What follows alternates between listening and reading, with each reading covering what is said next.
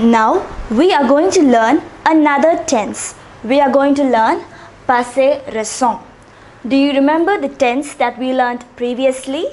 It was passé composé. And what was the rule for passé composé? Does anyone remember? It is subject plus avoir or être in the present tense plus past participle. So this was the rule for passé composé. Passé composé is past tense.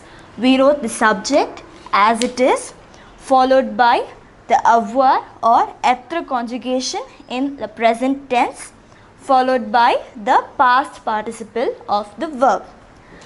Now we are going to learn passé récent, that is the recent past. So this also has one simple rule. So here we use venir. Venir in the present. So venir conjugated in the present plus the infinitive of the verb. Here we do not need to learn the past participle. This is the simple rule.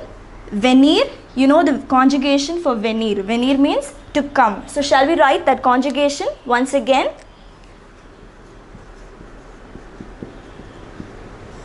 In the present tense, je viens,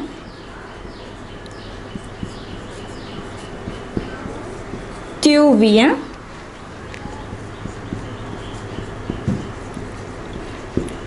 il vient, elle vient,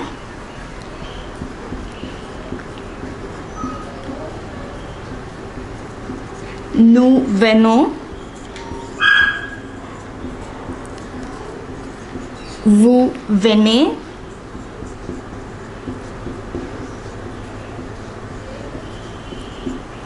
il vient, elle vient. So this is the conjugation of venir in the present tense. I hope you remember this. We have already learned the conjugations in the present tense. So to write passé récent, you must be thorough with the conjugation of venir in the present tense. So how do we write passé récent? Venir in the present tense plus the infinitive of the given verb.